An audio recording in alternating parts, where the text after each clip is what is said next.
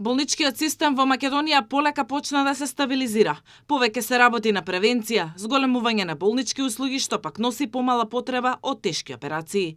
Како на пример, бројките покажуваат дека се помалку луѓе завршуваат во болница со срцеви проблеми.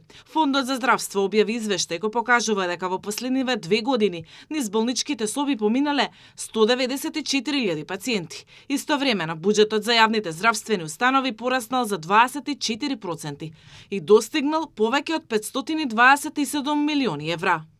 Најмногу разна болнички случаи имаме во две подрачја, тоа се очните болести и болестите на мускулно-скелетниот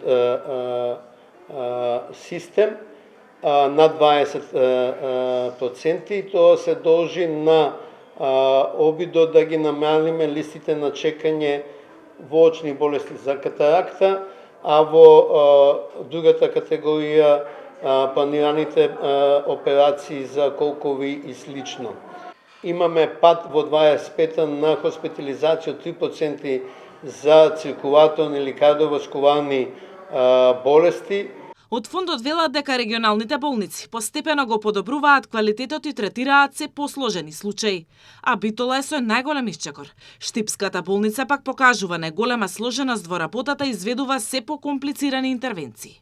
Имаме напредок во 9 од 12 општи болници, што е за поздравување, дека од клиничките болници најголема сложеност покажува клиничката болница Штип, а имаме најголем напредок во клиничката болница Битола, и морам да ја издвојам ГОП 8 септември, која иако општа болница со овој ЦМ индекс од близу 2, има индекс кој е на клиничко, на ниво на клинички центар. Значи, иако формално општа болница нудат многу посложени интервенции. Според првиот човек на фондот, здравствениот систем не се користи правилно, односно има доволно кадар, но тој не е правилно распореден и тоа создава проблеми. Некаде има кадар, но нема ресурси, а некаде има и кадар и ресурси, но нема пациенти. Решението надлежните го гледаат во подобра распределба и поголема улога на општите болници, кои треба да преземат посложени интервенции за да се релаксира системот на повисоките нивоа.